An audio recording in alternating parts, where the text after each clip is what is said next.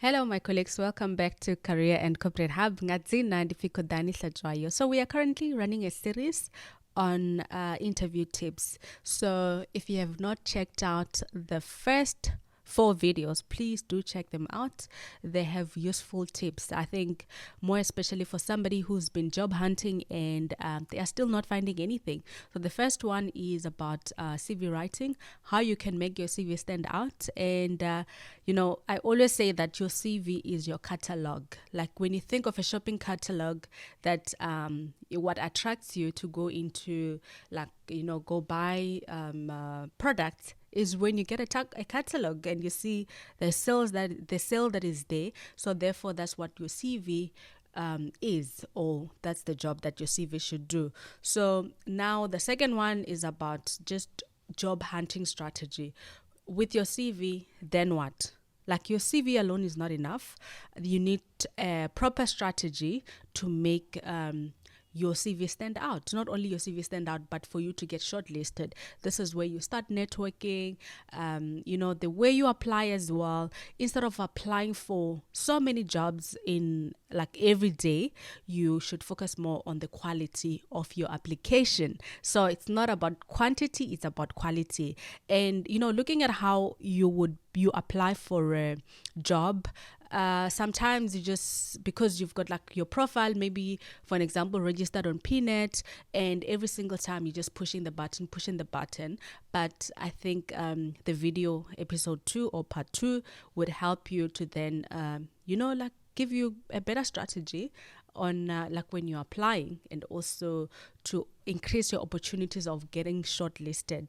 And then the third one, we were talking about how to introduce yourself in an interview, because that's also very vital. The way you introduce yourself can make or break. The fourth part is also a continuation on how you can introduce yourself, and also talking more on the importance of researching, or rather looking at the people that are looking up at the people that are going to interview you.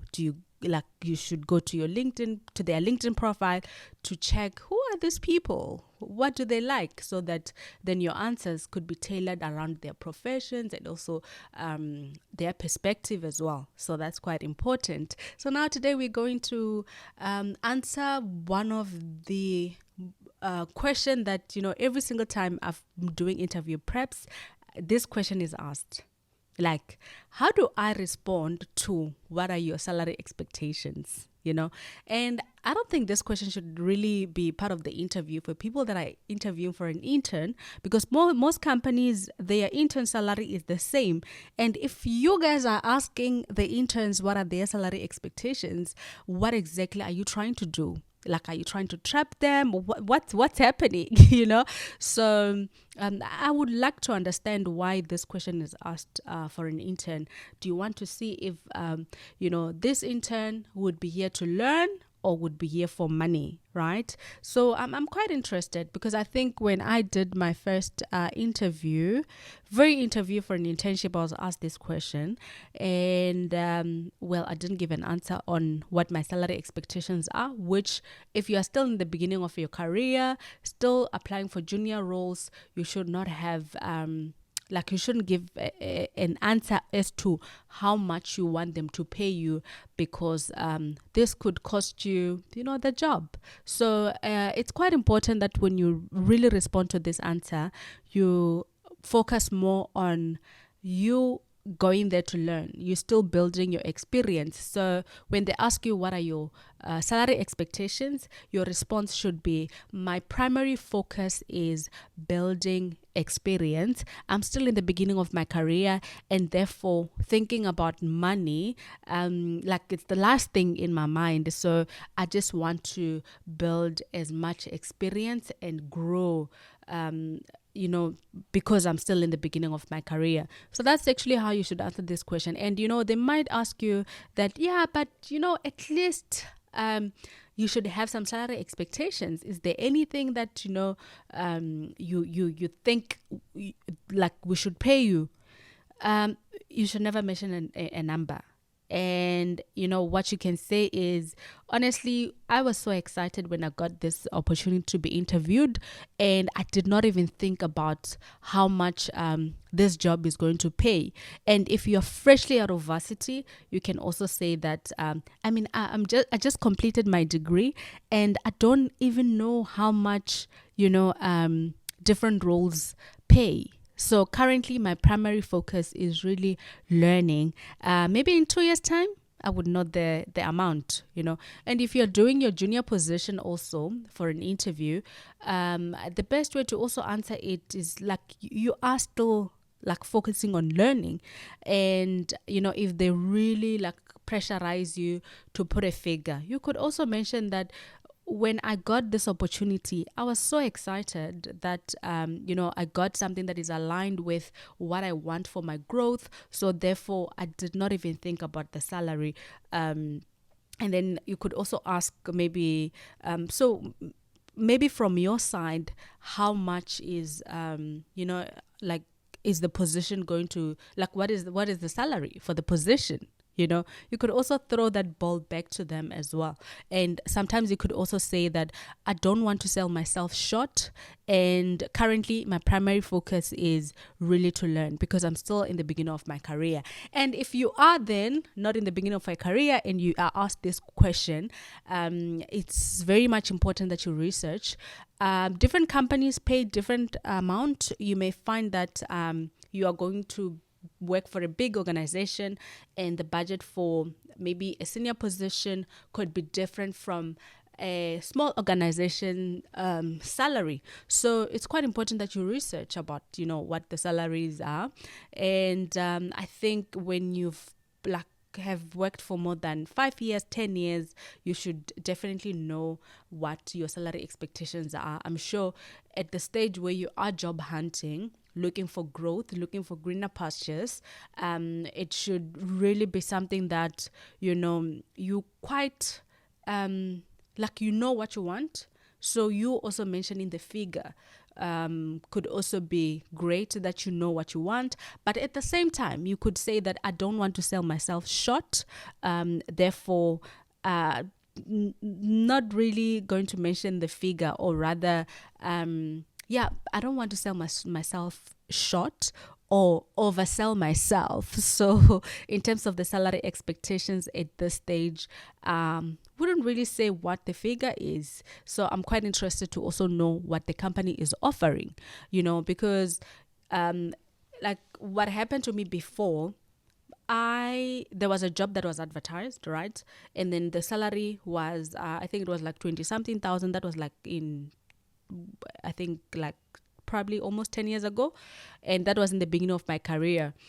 And when then that was the salary, right? And then when they hired me, they looked at my pay slip. I was coming from an internship where I was earning 11,000. And what they did, they just increased by I think 1,000 rand. I ended up earning like 12,000, I think, if not mistaken. So those are the things that you could also sort of like get into negotiation. That look, this is what was advertised, and when I applied for this job, I was then thinking that this is what I was going to be paid. So when they ask for your payslip, also it could be a trap, because they want to match what you were earning, and then they don't give you what the box or the position budget is. So which is also very not very fair when like companies do that they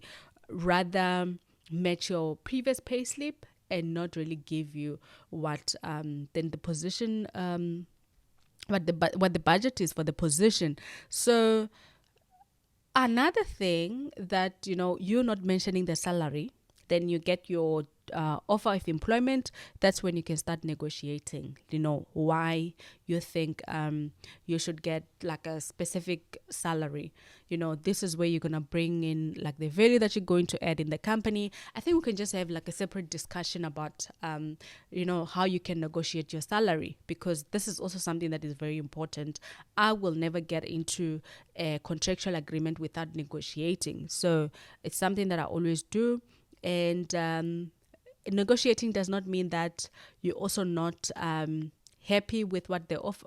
Actually, let's not even talk about happy, but negotiating, that does not mean that you are fighting. Because a lot of people, when you start talking about negotiating, they're like, but they will think that I'm not interested in the job. They would think that I'm fighting. But no, you're not fighting.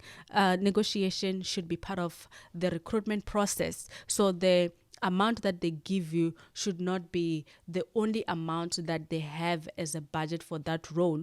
It should be either like maybe they're giving you like the average of what the position is offering, or they can't give you the maximum at the first, like when they offer you the contract. So that's why negotiation is very important then. And I thought today we could also talk about dress code. you know this is one of the things that are so undermined. Like, a lot of people don't really look into this, and I'm saying this because I've been in like the interviews, and you see candidates, the way they come dressed up, like they're so chilled. You find somebody is coming in wearing a like red golf t-shirt, orange golf t-shirt, like very chilled. And some people, they even come in wearing like just PPE. And that sort of like, you go in there to represent yourself, and when you get into an interview room, that's a professional platform, so you need to look professional. One thing that I always make sure on my side when I go for an interview, it doesn't matter what the position is, I try to wear a black and white semi-formal, so that I also look very much presentable. Before I could even speak, the way I'm dressed has already sort of like warmed up the room, because this is some of the things that could also warm up the room, the way you dress up. So that's why it's important that you really look presentable. You are going there with the mindset that I am going to like to impress the interviewers. But then if you go in there as if it's just an interview, and you just dress up Jay, like that could also cost you, the opportunity to get hired. And I've seen this really a lot, like happening a lot, where, like interviewers are just showing up, just showing up. And another one is also for when you're doing a virtual interview, like your background and also how people dress up. I remember I was part of the panel of these other virtual interviews. And some people were going there like from their bedroom. Some people were going there from wearing pajamas. And these are some of the things that you should never do for an interview. You always have to look presentable. So just think of how, and you may find that interviewers are there dressed formally, and then yet you are not dressed formally, yet you still want to get hired. So it's quite important that you dress presentable when you go for an interview. And sometimes you may think that this is common knowledge. Everyone should know that when they go for an interview, they should dress formally, or like the colors that they must dress up. You may find that somebody is coming up wearing like a very pink shirt, like very orange, very, like a shirt that is very orange. I don't even know like how to put it, but just for me, I always advise that wear either a white shirt or a light blue shirt. Those are some of the colors that brightens your mood as well, because the way you dress up also affect your mood. So that's quite important that you then dress up in a more presentable manner, because the first impression that you'll make when you enter that room, because of your dress code, it is going to also determine how the interviewers are going to ask you the questions. Like, if you just show up and you're not dressed in a more presentable manner, the interviewers then are going to also be cold, because they'll feel like well, you didn't care, you didn't really prepare much, so you just came. Like, that means you're not taking this serious. So you don't want the interviewers or the recruiters to think that you're not taking this serious. And also, like, we take it back to, if this person is dressed like this, are they going to be able to do their job? Are they going to deliver good results? We start asking ourselves those type of questions. So please do avoid such things, and be presentable. So, yeah, I think really interview, just always look at the platform as like a very professional platform. And also now we do a lot of virtual interviews, and with the virtual interviews, also the dress code matters. You may dress up in like a formal way, and then like on top, because they won't see you at the bottom, you don't necessarily have to wear like something formal. And another thing, like with your laptop, make sure that there's good lighting. Make sure that your laptop is charged, because I've been in an interview before where a candidate's battery ran low and they asked to be excused to go charge their laptop. So you don't want that at all, because it seems like you are not prepared. And if you're not prepared for something that is going to determine whether you're going to get the job or not, what do you want the interviewers and the recruiters to think about you? Because remember, once you get hired, you're going to represent the company, and if you are showing such behaviors during the interview, that means that you cannot be trustworthy, that you are going to perform your job well, and you're going to produce good results. So the questions start with, do you think this person was taking this interview serious? Those are some of the questions that we ask. And we spoke a lot, I think, from the previous video about just putting your hands everywhere. That's also a no-no for an interview. Just try to put them under the table where, you can't really move them. I do a lot, I talk a lot with my hands, but I try to, put them under the table so that my hands are not all over, because they can be very destructive as well. And even when you are sitting, don't sit like this. Guys, these are things that happen during an interview. Like, colleagues, you may think that I'm just saying this, but it's some of the things that I've seen during an interview, and I'm just like, what? This person is like they're sitting in their lounge, like in their sitting room, like they're so just like casually, like, yeah, so and with the hands as well. You want to find someone doing this. Yeah, so this is what I do, this is what things like this really happen during the interview. And that's why I thought I should do this video, also mentioning something like this. So if you have other points that you would like me to include in this interview tips series, then please do comment, and then we can also look into them. So colleagues, thank you so much for tuning in. If you have not subscribed, colleagues, please do subscribe. And like, if you haven't and you like the content, please do subscribe.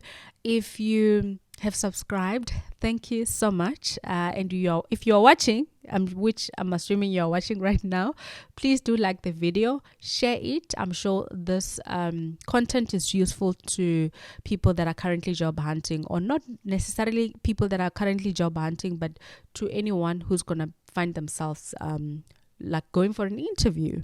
So thank you so much, colleagues. Bye bye.